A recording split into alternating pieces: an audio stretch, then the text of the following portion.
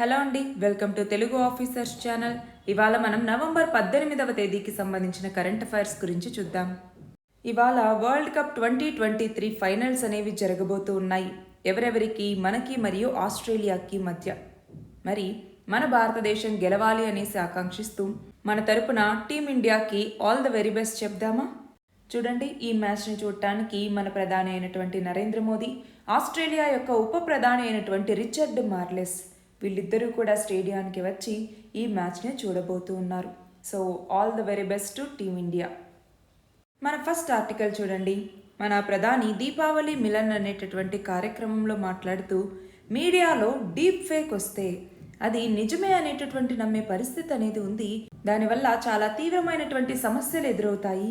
దీనివల్ల అసంతృప్తి అనేది వస్తుంది. నిజాన్ని కాకుండా అబద్ధాలని కూడా చాలా త్వరగా విస్తరింపజేయచ్చు. ఇది సమాజానికి చాలా ఇబ్బందికరంగా మారుతుంది. కాబట్టి దీన్ని నివారించడానికి ప్రజల్ని అప్రమత్తం చేయాల్సినటువంటి అవసరం అనేది ఉంది అన్నట్టుగా ఇక్కడ మన ప్రధాని చెప్తూ ఉన్నారు. రీసెంట్గా డీప్ ఫేక్కి సంబంధించి మనం ఆల్రెడీ మనలా ఎక్సలెన్స్ యూట్యూబ్ ఛానల్లో ఒక వీడియో చేయటం జరిగిందండి. ఒకసారి అందులో చూడొచ్చు. సో ఇక్కడ ప్రజలకి ముందుగా అవేర్నెస్ కలిగించాలి. ఆర్టిఫిషియల్ ఇంటెలిజెన్స్ అంటే ఏంటి, అది ఎలా పనిచేస్తుంది, డీప్ ఫేక్ అంటే ఏంటి, డీప్ ఫేక్ని ఎలా ఉపయోగించవచ్చు, ఎంత ప్రమాదాలని సృష్టించేటటువంటి అవకాశం అనేది ఉంది, ప్రజలకు అర్థమయ్యేలాగా వీటిని వివరించాల్సినటువంటి అవసరం అనేది ఉంది. దానికి సంబంధించి ఇక్కడ చెప్పటం జరిగింది. అలాగే ఇప్పుడు ఇజ్రాయెల్ హమాస్ యుద్ధానికి సంబంధించి ఎంతోమంది సివిలియన్స్ ప్రాణాలని కోల్పోతూ ఉన్నారు. సో ఆ నేపథ్యంలో రీసెంట్గా voice of the global south summit అనేటటువంటి జరిగింది. ఇందులో మన ప్రధాని వర్చువల్గా ప్రసంగించారు. ఏమన్నారు ఇందులో? 5 C's ద్వారా గ్లోబల్ సౌత్ దేశాలన్నీ కూడా సహకారం అందిపుచ్చుకోవాలన్నట్టుగా చెప్పడం జరిగింది. మరి ఏంటి ఆ 5C అన్నటువంటిది? 1 కన్సల్టేషన్ లేదా సంప్రదింపులు అన్నటువంటిది, 2 కమ్యూనికేషన్ సమాచారం, 3 కోఆపరేషన్ సహకారం, 4 క్రియేటివిటీ అంటే సృజనాత్మకత, 5 కెపాసిటీ బిల్డింగ్ అంటే సామర్థ్య నిర్మాణం. ఈ 5 Cల ఆధారంగా ఈ గ్లోబల్ సౌత్ దేశాలన్నీ కూడా పరస్పరం సహకరించుకోవాలి అన్నట్టుగా పిలుపునివ్వటం జరిగింది. మన నెక్స్ట్ ఆర్టికల్ చూడండి. హర్యానా ప్రభుత్వం అన్నటువంటిది ప్రైవేట్ ఉద్యోగాల్లో స్థానికులకి 75% కోటాని ఇవ్వాలన్నట్టుగా 2020లో ఒక చట్టాన్ని తీసుకురావటం జరిగింది.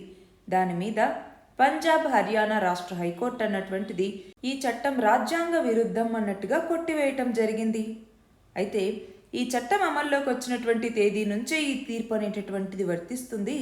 అప్పటి నుంచే ఈ 75% కోటా అన్నటువంటిది వర్తించట్లేదు అన్నట్టుగా ఇక్కడ పంజాబ్, హర్యానా హైకోర్టు అన్నటువంటిది చెప్పింది. ఎందుకని కొట్టేసింది అంటే, ప్రభుత్వ సంస్థల మీద నియంత్రణలు అనేవి ప్రభుత్వానికి ఉంటాయి, కానీ ప్రైవేట్ సంస్థల మీద కూడా నియామకాల విషయంలో ఇలా నియంత్రణలు తీసుకొస్తూ చట్టాలు చేసే అధికారం రాష్ట్ర ప్రభుత్వానికి లేదు అన్నట్టుగా ఇక్కడ హైకోర్టు తీర్పునివ్వటం జరిగింది.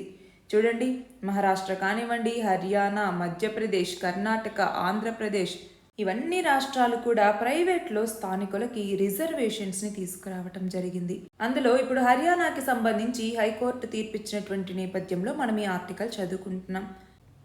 మన నెక్స్ట్ ఆర్టికల్ చూడండి. ఇప్పుడు 5 రాష్ట్రాల్లో ఎన్నికలు అనేవి కొన్నింట్లో జరుగుతున్నాయి, కొన్నింట్లో జరగబోతూ ఉన్నాయి.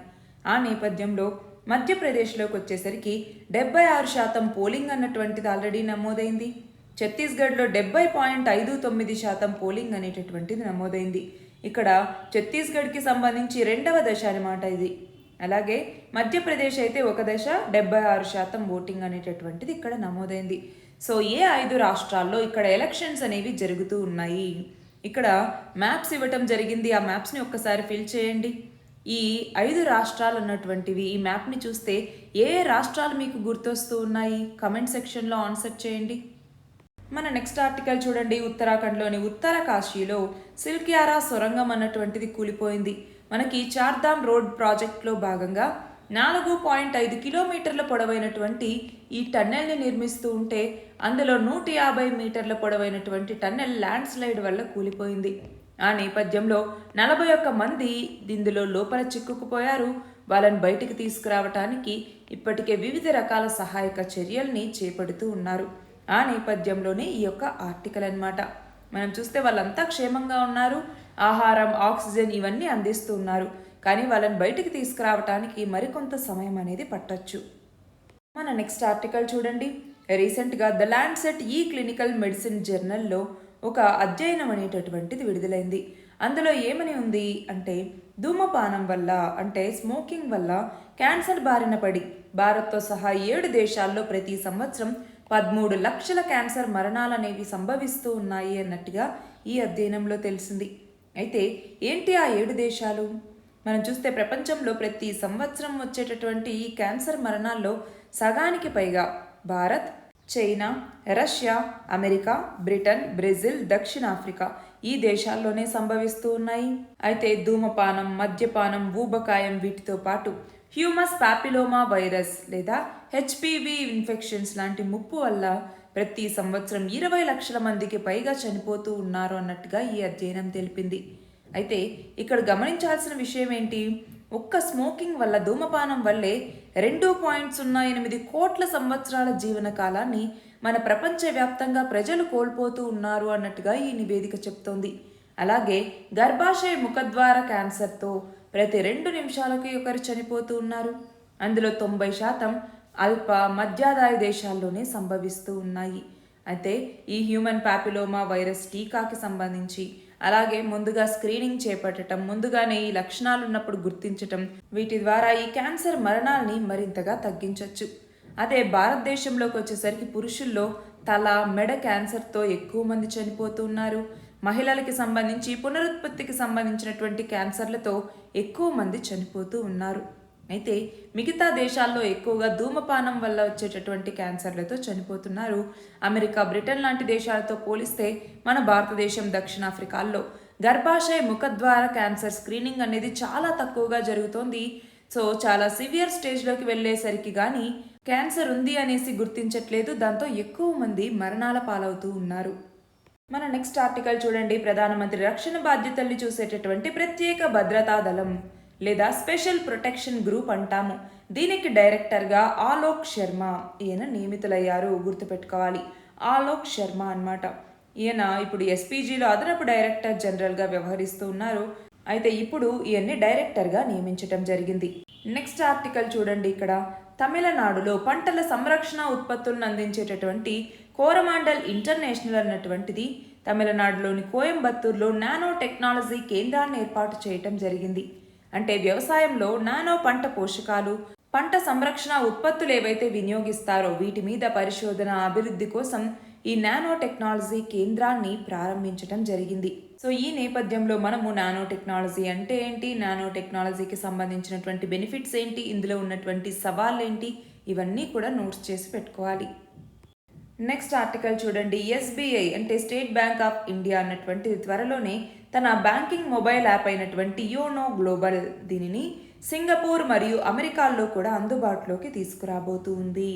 సో ఈ నేపథ్యంలో ఒకటి డిజిటలైజేషన్ అన్నటువంటిది ఇంపార్టెంట్, రెండవది వచ్చేసరికి రూపీ ఇంటర్నేషనలైజేషన్ అన్నటువంటిది ఇంపార్టెంట్.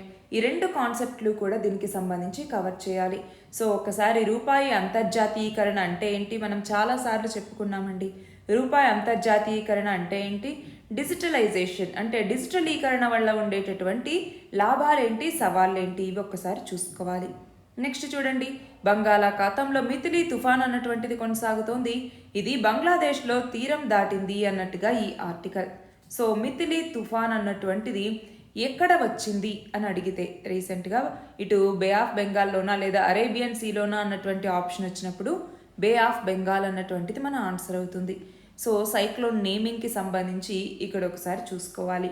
సైక్లోన్ నేమింగ్ అనేటటువంటిది ఎలా పెడతారు, ఆల్రెడీ మనం చాలాసార్లు దీని గురించి డిస్కస్ చేసుకున్నాం. ప్రతి సైక్లోన్ వచ్చినప్పుడు కూడా సైక్లోన్కి నేమ్ అనేటటువంటిది ఎవరు ఇస్తారు, ఎన్ని దేశాలు ఇస్తాయి, ఒకసారి ఎన్ని దేశాలు ఇస్తాయి అన్నటువంటిది ఆన్సర్ చేయండి కమెంట్ సెక్షన్లో. ఇక్కడ నేను చెప్పట్లేదు ఎన్ని దేశాలు ఇస్తాయి, ఈ యొక్క నేమింగ్ని ఇండియన్ ఓషన్ రీజియన్కి సంబంధించి ఎన్ని దేశాలు సైక్లోన్స్కి పేర్లు పెడతాయి అన్నటువంటిది నాకు కమెంట్ సెక్షన్లో ఆన్సర్గా పెట్టండి. నెక్స్ట్ చూడండి. ప్రపంచవ్యాప్తంగా 35 దేశాల్లో దాదాపు 45 లక్షల అకౌంట్లకి ఒకటే పాస్వర్డ్ ఉంది. అదేంటి 1 2 3 4 5 6 అన్నటువంటిది. అలాగే 2వ స్థానంలో అడ్మిన్ అన్నటువంటిది, 3వ స్థానంలో 1 to 8 పాస్వర్డ్స్ అనేవి ఉన్నాయి.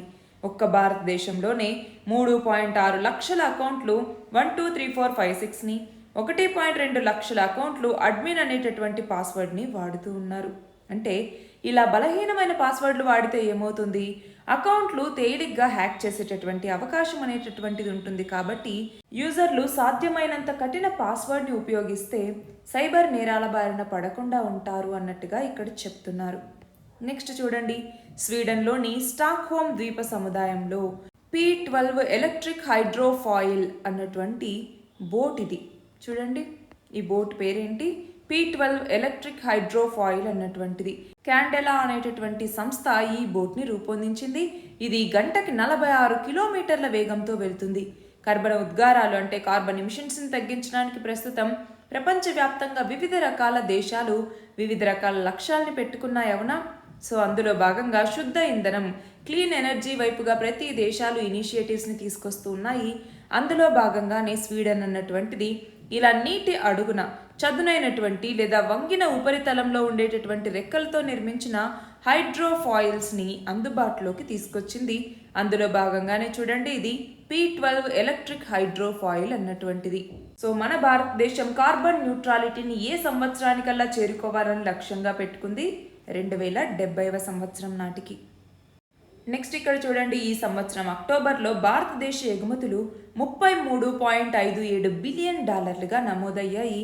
అయితే లాస్ట్ ఇయర్ అక్టోబర్తో పోలిస్తే ఇది 6.21% ఎక్కువ.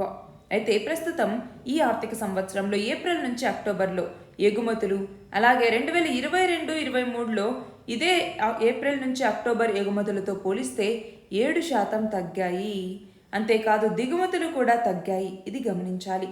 నెక్స్ట్ చూడండి, మన భారతదేశంలో మురుగు కాలువలు శుభ్రం చేస్తూ ప్రమాదవశాత్తు కార్మికులు గనక మరణిస్తే ఆ బాధిత కుటుంబాలకి ఎంత మొత్తం చొప్పున ప్రభుత్వ అధికారులు పరిహారం చెల్లించాలి అనేసి సుప్రీంకోర్టు రీసెంట్గా ఆదేశాలు ఇచ్చింది. అంటే ఒకవేళ గనక వాళ్ళు మరణిస్తే 30 లక్షల రూపాయలని పరిహారంగా ఇవ్వాలి. అదే శాశ్వత వైకల్యానికి గురైతే 20 లక్షలు, ఇతర రకాల వైకల్యాలకు గురైతే 10 లక్షల రూపాయల చొప్పున ఇవ్వాలి అన్నట్టుగా సుప్రీంకోర్టు ఆదేశాన్ని జారీ చేసింది. నెక్స్ట్ చూడండి, వన్డే క్రికెట్కి సంబంధించి 50 సెంచరీలు చేసినటువంటి ఆటగాడిగా విరాట్ కోహ్లీ ఈయన చరిత్ర సృష్టించటం జరిగింది. మనం చూస్తే సచిన్ తెందూల్కర్ మొత్తం 452 ఇన్నింగ్స్లో 49 సెంచరీలు చేయటం జరిగింది. ఇప్పుడు దాన్ని దాటుతూ విరాట్ కోహ్లీ 50 సెంచరీలు చేశారు.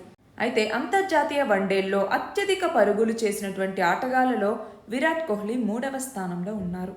నెక్స్ట్ చూడండి, అంకురాలు అంటే స్టార్టప్స్ మధ్య సహకారాన్ని పెంపొందించడం ద్వారా వినూత్నతను తీసుకొచ్చేందుకు భారత్ మరియు అమెరికాల మధ్య ఒక ఒప్పందం అనేది కుదిరింది. అంటే ఒక మెమరాండమ్ ఆఫ్ అండర్స్టాండింగ్ అనేటటువంటిది జరిగిందనమాట. దీనికి సంబంధించి ఏంటి, నియంత్రణపరమైనటువంటి ఇబ్బందులు కానీ, ఎంటర్ప్రెన్యూర్ల నిధుల సమీకరణ కానీ, వీటన్నింటికీ ఉత్తమ విధానాలు లాంటివి తీసుకురావటం ఈ ఒప్పందం ద్వారా మరింత ఈజీ అవుతాయి అన్నట్టుగా అంచనా వేయటం జరిగింది. నెక్స్ట్ చూడండి, అంతర్జాతీయ ఒలింపిక్ కమిటీ IOC యొక్క 141వ సెషన్స్ని ఎక్కడ నిర్వహించారు అంటే ముంబైలో నిర్వహించటం జరిగింది. మన ప్రధాని ఈ ప్రారంభోత్సవంలో పాల్గొని ప్రసంగించారు కూడా. అందులో భాగంగా ఏమన్నారు, 2036లో భారత్తో ఒలింపిక్స్ నిర్వహించేందుకు మా దేశము ఆసక్తిగా ఉంది అన్నట్టుగా చెప్పటం జరిగింది. అంతకన్నా ముందే 2029లోనే యూత్ ఒలింపిక్స్ని ఆతిథ్యం ఇచ్చేందుకు మేము సిద్ధంగా ఉన్నాము అన్నట్టుగా చెప్పటం జరిగింది. నెక్స్ట్ చూడండి, తెలంగాణకు చెందినటువంటి సీనియర్ భారతీయ జనతా పార్టీ నేత అయినటువంటి నల్లు ఇంద్రసేనారెడ్డి, ఇతను ఇటీవల ఏ రాష్ట్ర గవర్నర్గా నియమితులయ్యారు అంటే త్రిపుర. అలాగే అబబీల్ బాలిస్టిక్ క్షిపణి వ్యవస్థని ఇటీవల ఏ దేశం విజయవంతంగా ప్రయోగించింది, పాకిస్తాన్. నెక్స్ట్ చూడండి, కేంద్ర ఎన్నికల సంఘం మాజీ ప్రధాన కమిషనర్ అయినటువంటి MS గిల్, ఈయన మరణించటం జరిగింది. అయితే ఈయన మన భారతదేశానికి ఎన్నవ ప్రధాన ఎన్నికల కమిషనర్గా పనిచేశారు అంటే 11వ ప్రధాన ఎన్నికల కమిషనర్గా పనిచేయటం జరిగింది. అయితే ఈయన కాంగ్రెస్ తరపున రాజ్యసభకి వెళ్ళటం జరిగింది. 2008లో UPA ప్రభుత్వంలో కేంద్ర క్రీడల శాఖ మంత్రిగా కూడా ఈయన పనిచేశారు. అంతేకాదు 2000వ సంవత్సరంలో ఈయనకి పద్మ విభూషణ్ పురస్కారం కూడా వచ్చింది. ఇవి ఇవాల్టి important articles. All the very best and thank you very much.